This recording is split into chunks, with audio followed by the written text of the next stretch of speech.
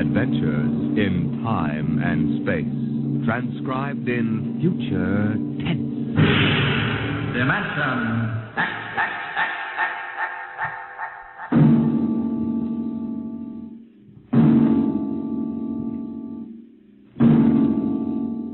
Can you predict what will come in 100 years? Or in 10? Or in the next minute? Some people think they can. Nuclear science, mathematicians, astronomers, biologists. They'll predict the shape of the future because they make the future. Because they see beyond the known dimensions of time and space into the unknown, Dimension X.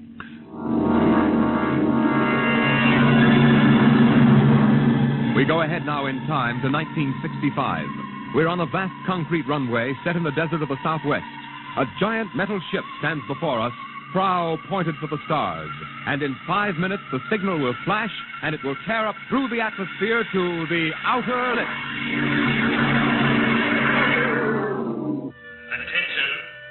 Attention. Clear field for takeoff. Clear field. 5 minutes, Steve. For takeoff. Warm her up, Charlie. I want to go over procedure again, Steve. Don't worry, I got it straight. We'll just make sure. Okay. I take her up on jets to 50,000, then I cut in the rocket. No lower, or your tail blast will burn out 3 counties. I climb 4 minutes on rockets, then start maneuver tests. Remember that, no more than 4 minutes. Right.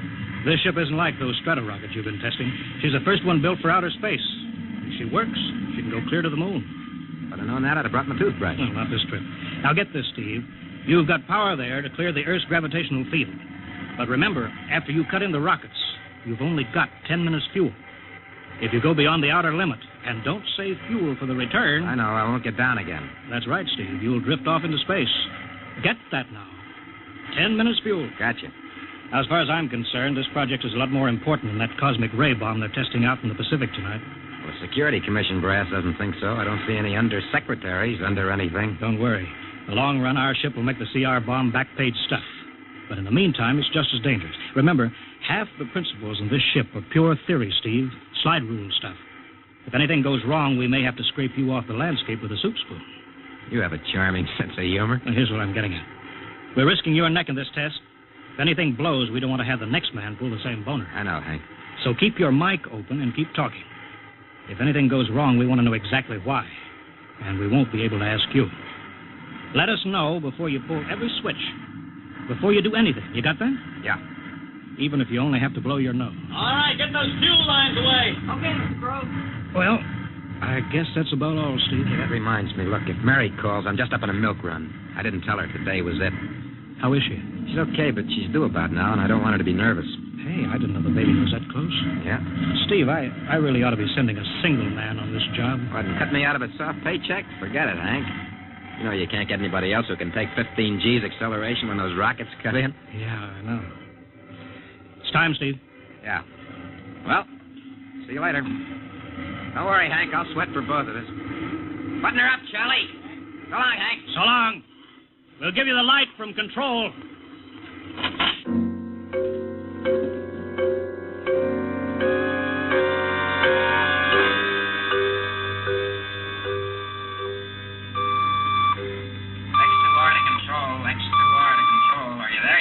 Okay, Steve. Got you on the speaker.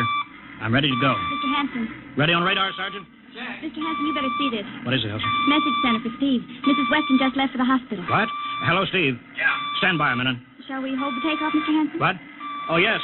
No, wait just a minute. It's too late now. You going to tell him?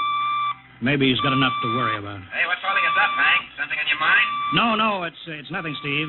I just wanted to say good luck. Clear for takeoff, Charlie? Right. Okay. Give him the light.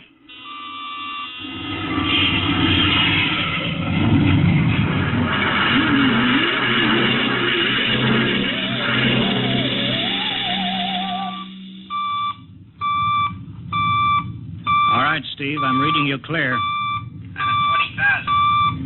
Airspeed 600. She's running fine. Soundproofing works. There's a third-degree waiver in the AGY pressure. Got that, Charlie? Check. Dead center on radar, Mr. Hanson. 50,000 now. Cutting out the port jet. Now the starboard. Off jet. Airspeed dropping. Opening the rocket ports. Switch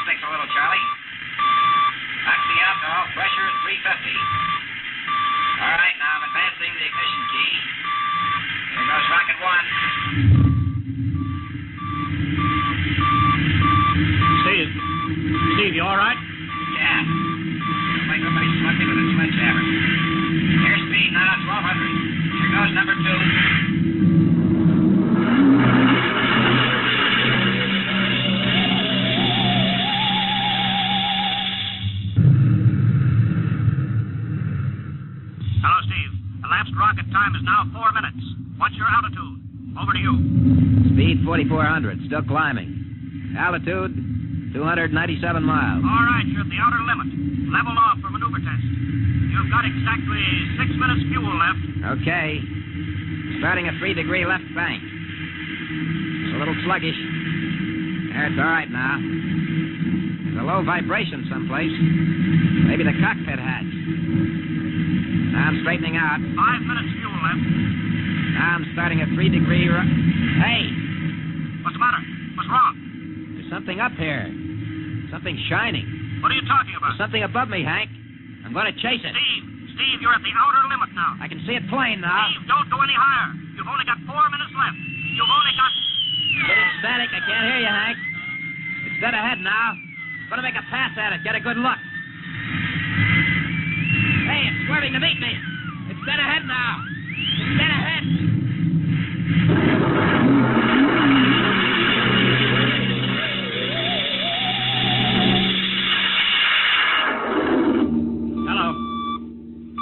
Hello, Steve. Steve, come in. 9 minutes fuel gone. Still no sign on radar. Hello, Steve. Steve, what's happened? Charlie, get out the crash squad. Tell the Army squadron to alert their search planes. Right.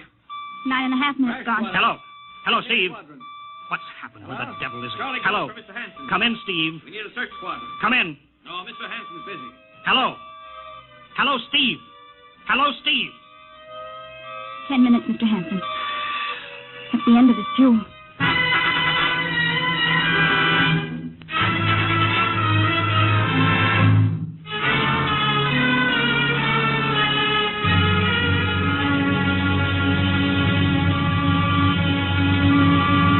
How long's it been now?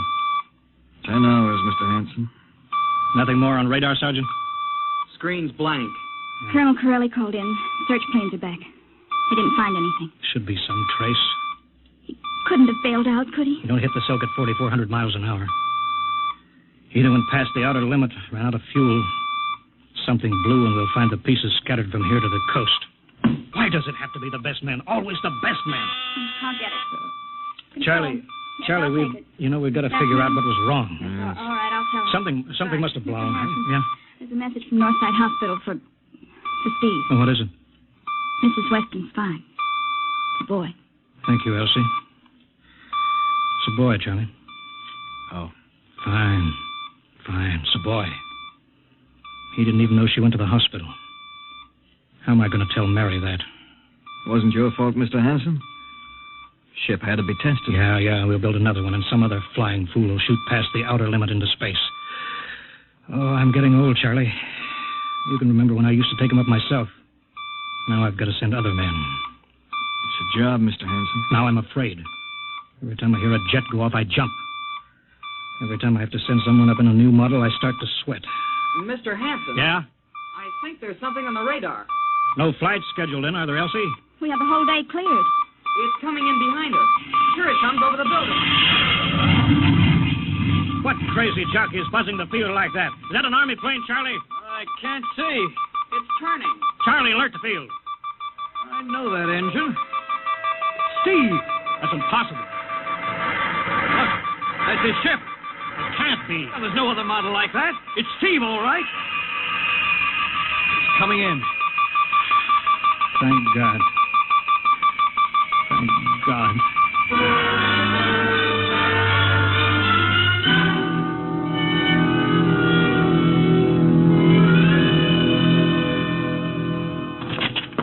All right, sit down, Steve. The quicker we get this done, the quicker you get over to see Mary and the baby. Hank. Elsie, give the order to check and refuel the rockets. I don't want anybody in here till I get Steve's reports. Bury any calls. All right, let's have it. What the devil happened to you? Hank, does that cosmic ray bomb still go off tonight? What are you talking about? Straighten out, Steve. Where you been for the last 10 hours? Listen, Hank, there's something more Come important. on. I've got to get a report on the screen to Washington, so let's have it. I've got to know how you stretched 10 minutes fuel to keep you in the air for 10 hours. Now, one thing before I talk. Look, Have the Steve. Geiger men run over the ship before they refuel. What'd you run into? So help me, Hank, I don't know. But we better check and make sure it isn't radioactive. Elsie, add a Geiger report on the standard check. Steve, maybe we better have the doc look you over, too. No, I'll be all right. They said I'd be all right. They? Look, son, I know you've had a tough time, but we've had this field on the alert for 10 hours. One of the Army boys cracked up looking for you, and he's hurt bad. So let's have the story. Let's have it straight. I don't know how to tell you. Hank, I saw something up there. At 300 miles? I chased something up there, Hank, and I caught it. Now, don't hand me that, Listen, Steve. I was cruising along, just starting the right bank, when I spotted something. It must have been going about half my speed. It was egg-shaped and smooth. I made a pass at it, and I was coming back for another, and then there was a humming sound. Humming? A sort of vibration. And I blacked out. I was headed straight for it at 4,400 miles an hour.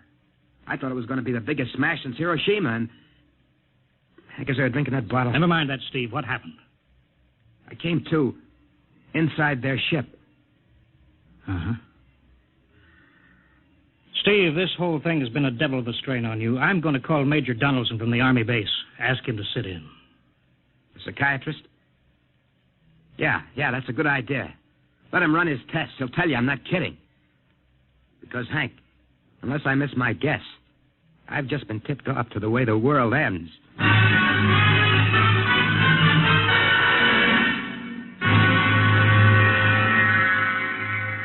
All right, Mr. Weston, suppose you continue your story. Yes, let's have it, Steve. You woke up inside the ship? Yes, and the place was jammed with machinery. Dials, blinkers. I couldn't recognize anything. And you were surrounded by these men from Mars? I didn't say anything about men from Mars. I didn't even say they were men. I couldn't see them clearly. They were just there. Where did they come from, then? Another galaxy. Millions of miles outside of our solar system. That's all I know. You figure out where they came from. And they came all that distance to find the Earth? Yes. Did they tell you that? Yes. You mean they spoke English to you? No, they didn't. It's funny. I hadn't thought. They didn't really speak to me at all. They just planted the thoughts in my mind. You mean thought transference, telepathy? Yes, that's right. Well, Steve, what brought them here? We did, Hank. We rang their bell. We brought them in. Well, how? With our atomic explosions. Hank, that's why you've got to stop that bomb test tonight. I'll give up. Look, you've got to believe me, Hank. Oh, how can I make you understand? Maybe I can help, Mr. Weston. Would you submit to narcopsychometry? What's that? Under proper drugs, I can put you back in this ship by suggestion. Then we can get a playback record of your memory pattern on the audio circuit. And how long will that take? Half an hour.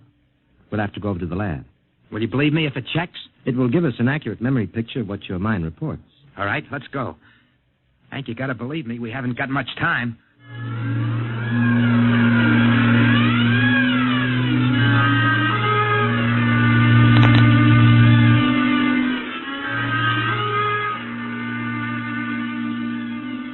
You should be getting drowsy now. Count backwards from 10. 10, 9, 8, 7, 6, 6.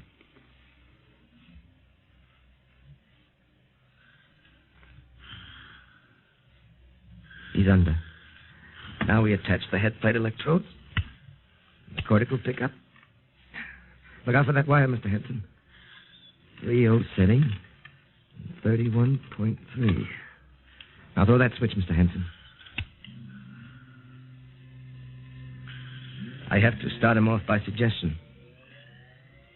All right, Steve. You're in your ship now. You're in the rocket. You're in the rocket. You're in the rocket. And you've just sighted something strange. Now I'm starting at 3° right. What's that? Hey, there's something up here. Something shining. His memory pattern. We're picking it up electronically. There's something above me, Hank.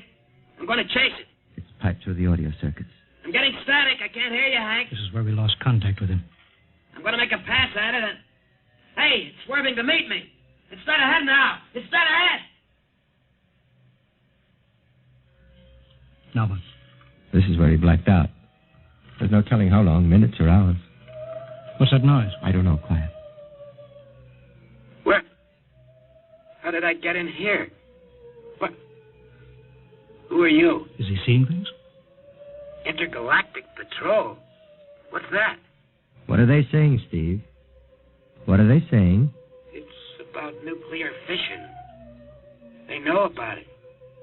They know the danger of it. Long ago, they had wars that almost destroyed them. But finally, they learned. Now they've outlawed war.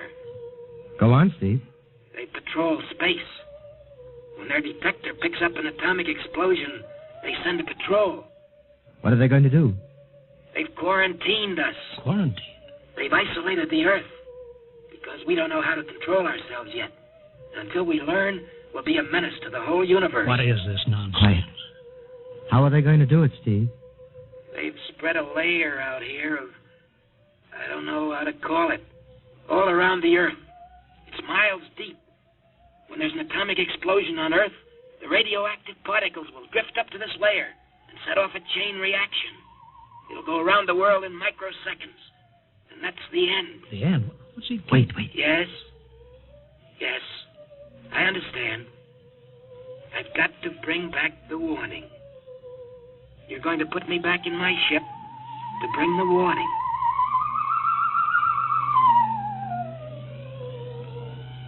Now what? Blacked out again. I guess that's all. What does all that mean? It's what he remembers. You don't think that really happened? No. Narcopsychometry circuits produce what he remembers. It just means that Steve believes this happened. I don't like to see this. I've seen too many top pilots snap. Steve is the best I've known. How bad do you think he is? Frankly, outside of the presence of this well-organized hallucination, there's no sign of unbalance. May not be too serious. If he had a more plausible story, I'd be inclined to believe him. Warning. Hank. It's all right, boy. Did you hear it, Hank? You understand? Sure. We've been quarantined. Let me give you something to make you sleep, Steve. Don't you understand? They fixed it so that if we set off one more nuclear explosion, that'll be it. Of course. Don't roll your sleeve down. You don't believe me. Now, take it easy, Steve. For the test tonight. They're setting off the CR bomb. Hank, what time is it? 11:20. Well, it's scheduled for midnight. Hank, we got to stop that bomb. Steve, let Donaldson give you the hypo. Hank, you've got to believe me. I saw them. I got the warning.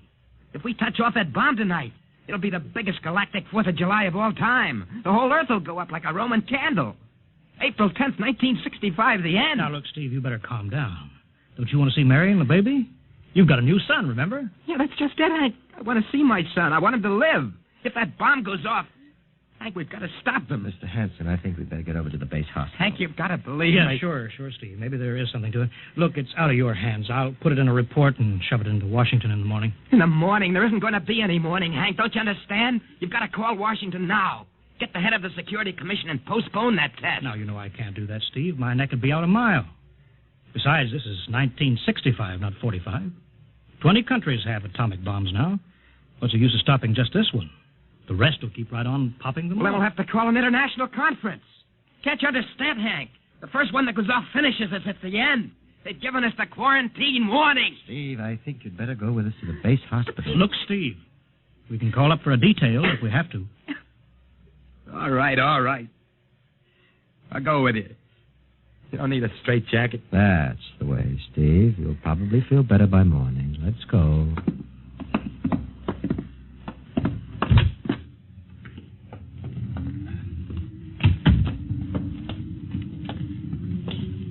Well, Steve, tomorrow I'll drive you over to the hospital to see Mary and the kid.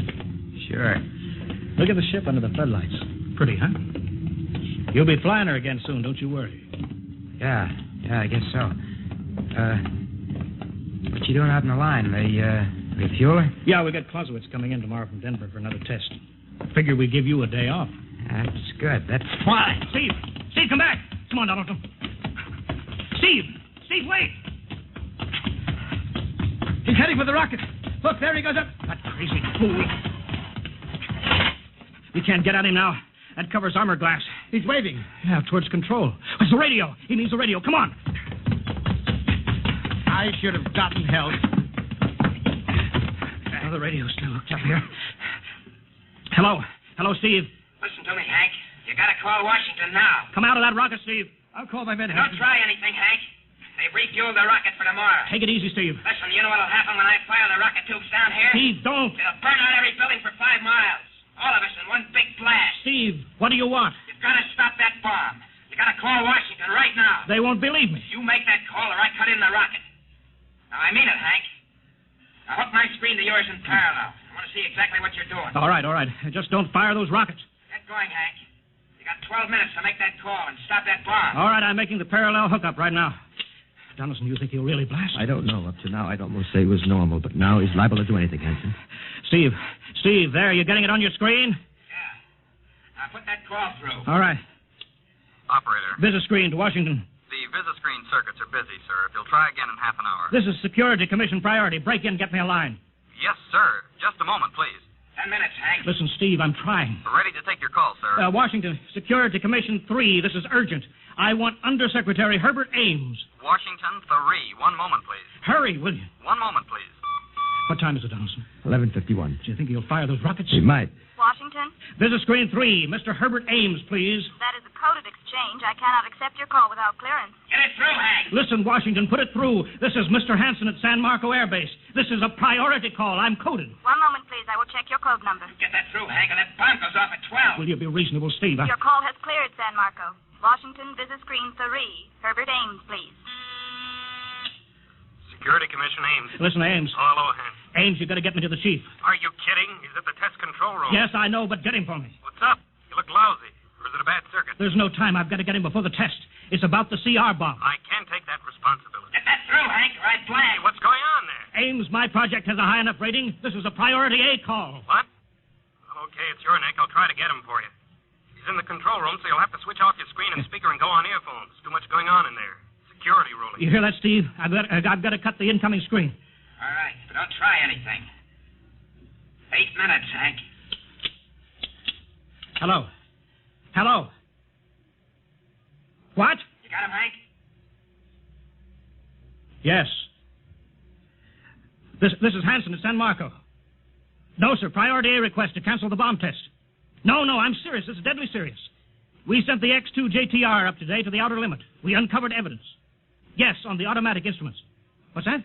No, possible chain reaction. No, I can't tell you the whole story. There isn't time here. Yes, I'll bring the readings into Washington in the morning. You've got to postpone the test till you see them. Look, I've worked on contracts for the Commission for 10 years. Yes, I have complete confidence in my information. You can record that. All right, I'll call you back immediately. Bye. Hank? He's agreed to cancel, Steve. The bomb won't go off. All right, boy. You can come down out of that ship.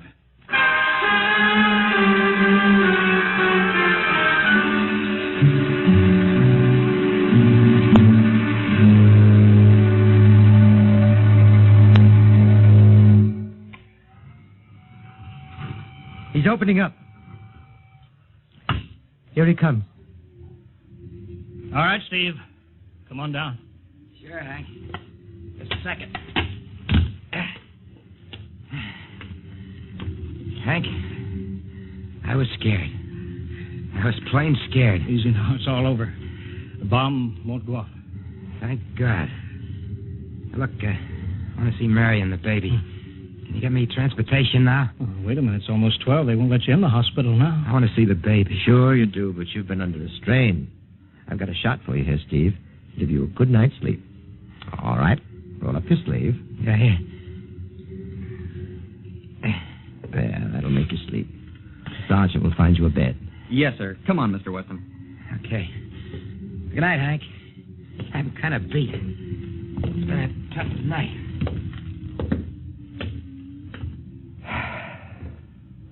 It sure has. I thought for a minute he was going to blast those rockets and send us all to Kingdom Come. Yeah. Quite a stunt getting the ray bomb test called off. It isn't called off. But the chief said... Ames couldn't get the chief. I was talking to a dead circuit. Bomb goes off in a couple of minutes. Oh. Poor Steve. He was one of the best. He was the best. 1 in 10 million. Some story of his, poor guy. For a while, he almost had me believing that quarantine. That's a very common illusion. End of the world. Yeah, I suppose so. It's a nice night. Never saw the stars so bright. We better be getting in. That wind is cold. Well, the bomb goes off in 30 seconds. Poor Steve. You know, Hanson, there's just one thing. Yeah? It's outside my field, but I'm curious. How did he keep that ship in the air for 10 hours with only 10 minutes fuel?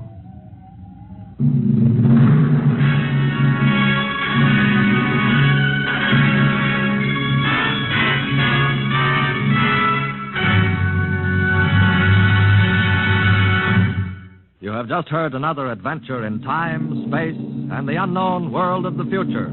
The world of Dimension X.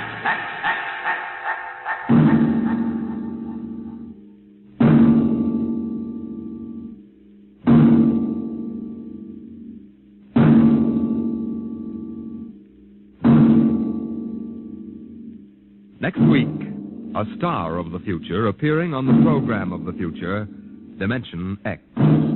Next week, Miss Nancy Olson, the talented young actress whose performance in Sunset Boulevard marks her as one of Hollywood's most promising young actresses, becomes the first of a group of rising young artists of stage and screen who have been invited to make an appearance in this series. So listen then for Hello Tomorrow, starring Nancy Olson on Dimension X.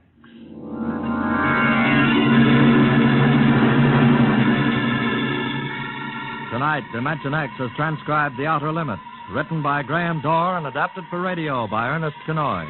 Featured in the cast were Wendell Holmes as Hanson, Joseph Julian as Steve, and Joe DeSantis as Donaldson.